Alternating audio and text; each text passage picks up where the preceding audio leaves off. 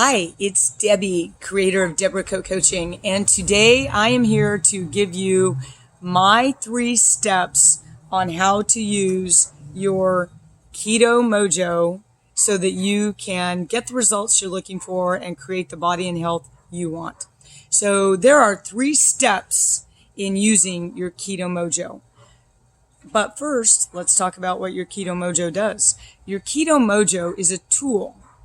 This was not created for the diabetic community. This tool was created for those of us that are not diabetics, but to be able to use the same data to better our results and kind of take out the guesswork. So there are 3 steps in using your Keto Mojo.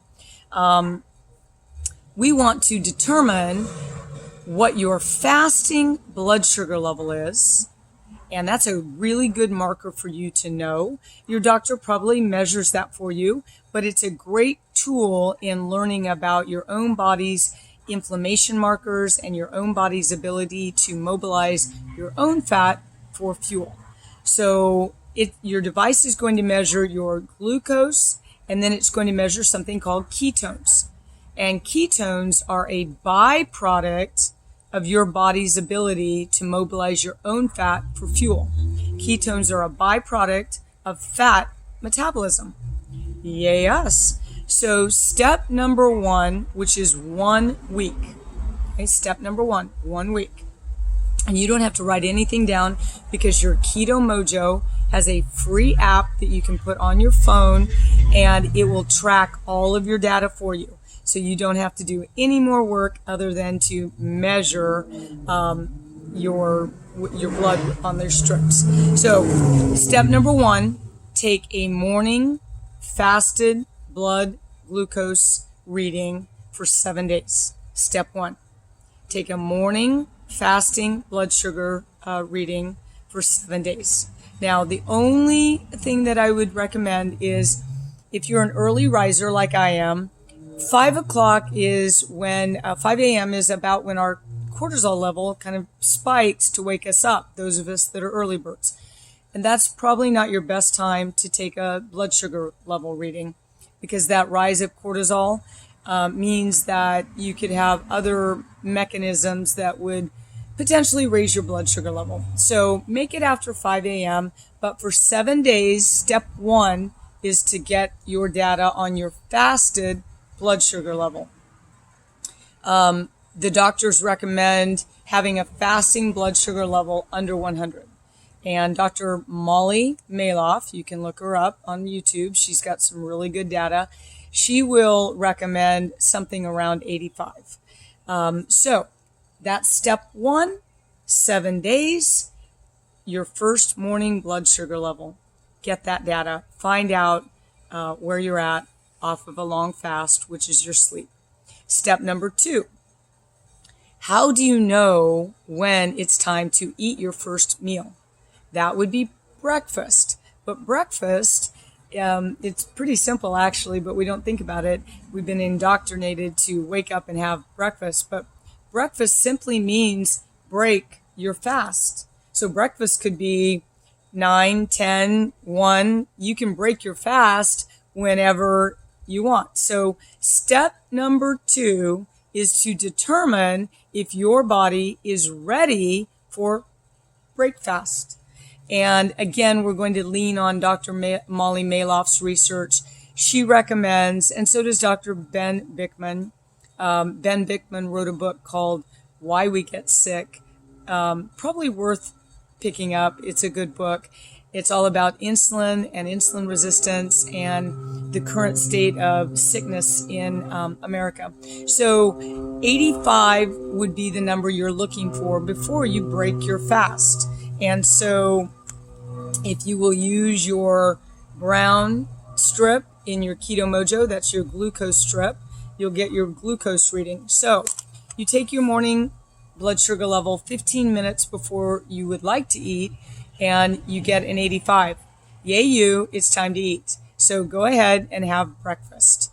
Now, if you're above 85, maybe take it to 90, and that could be your window. But if you're above 100, your body's simply not ready for you to receive your breakfast. So I would recommend waiting an hour and going on a 20-minute walk. Those two things will help lower your blood sugar level. So step 2, take your blood sugar level 15 minutes before you'd like to eat and make sure that your body is prepped for break the fast. All right, now, once you're into step 2, you can eliminate step 1 because your fingers might become bruised with all the poking. So do step 1 for 7 days. Get a real feel for your fasting blood sugar level. Then step 2 is, am I ready to break my fast? So you leave step 1, you don't do your morning blood sugar levels, and you focus on 1 week, 7 days of finding out if you're ready to break the fast. So for me, I like my eating to be at 9, 1, and 5, and that's my eating window. So about 8:45, 9 o'clock, I measure my blood sugar level. If my blood sugar level is 85 or ish, it doesn't have to be perfect, but 85-ish, I'm going to go ahead and enjoy my breakfast. I'm ready. My body is ready to accept a little bit of load in terms of glucose. So I will go ahead and have breakfast. And now my tip for you is I try to lead with protein on my plate for my break fast. I don't go in and have a heavy load of sugar, which would be your fruit and cereals and granolas or bread or toast or any of that. I lead with protein on my plate. So for me, it might be almond butter and collagen protein. I might make a protein smoothie. I have, sometimes I'll have GTS, fermented coconut, not milk, coconut yogurt with nuts and shredded coconut and brain octane and collagen protein. And I might make, a yogurt bowl but it leads with protein. Okay. So step number 1, first morning blood sugar level for 7 days. Leave that alone.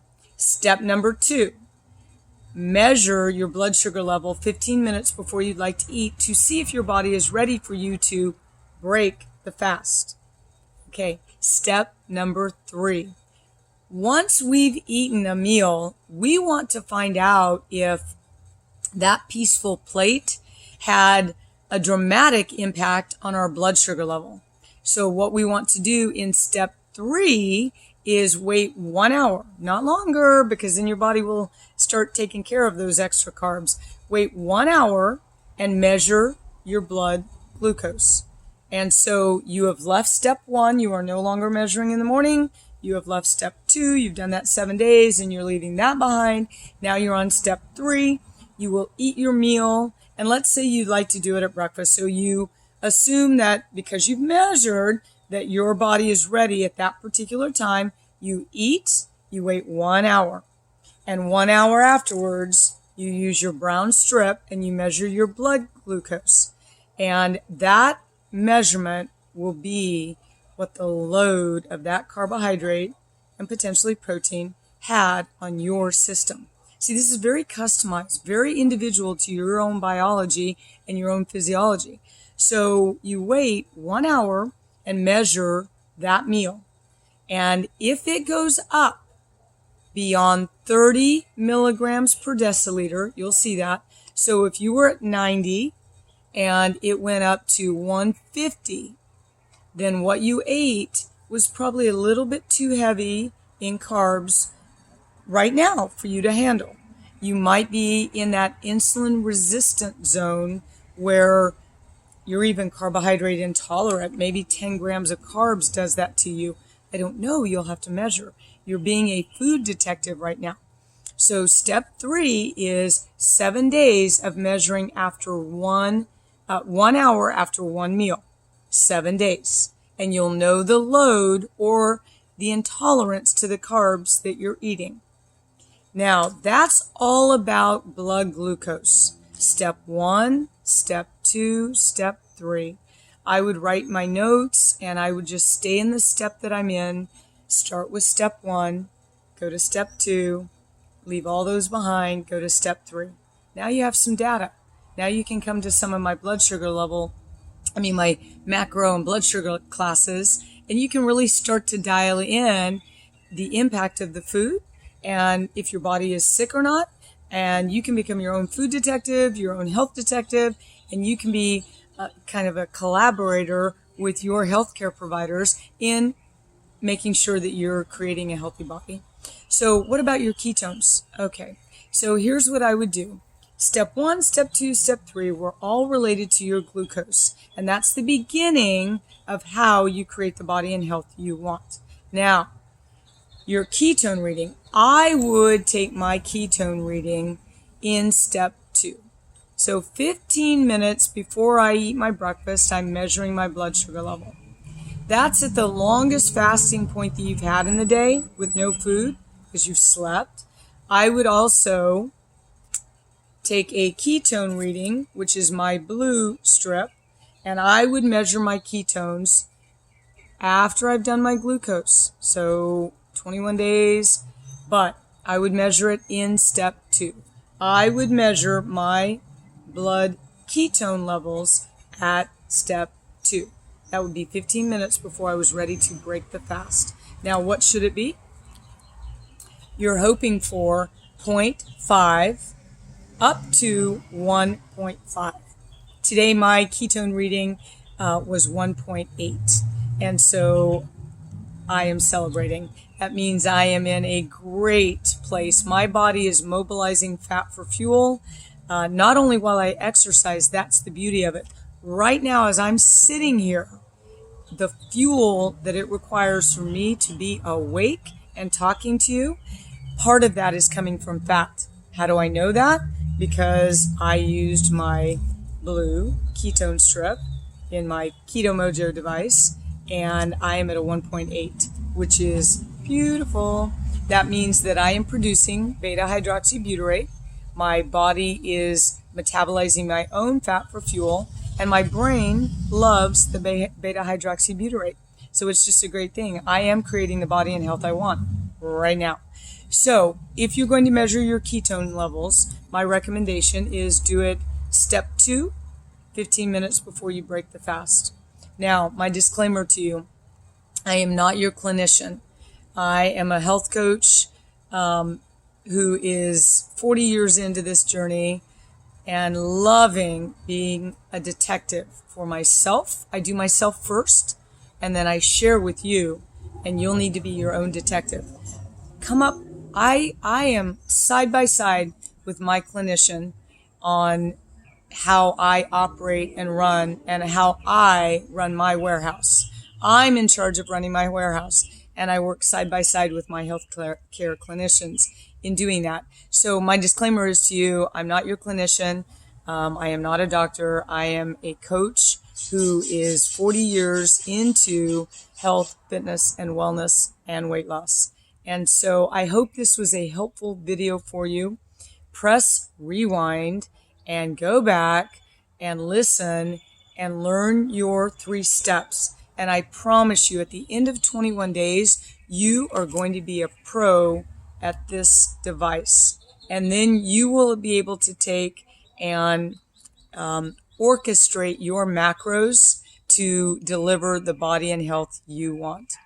This has been Debbie, creator of Deborah Coat Coaching, giving you tips and strategies on how you can use your Keto Mojo to create the body and health you want. Have a great day.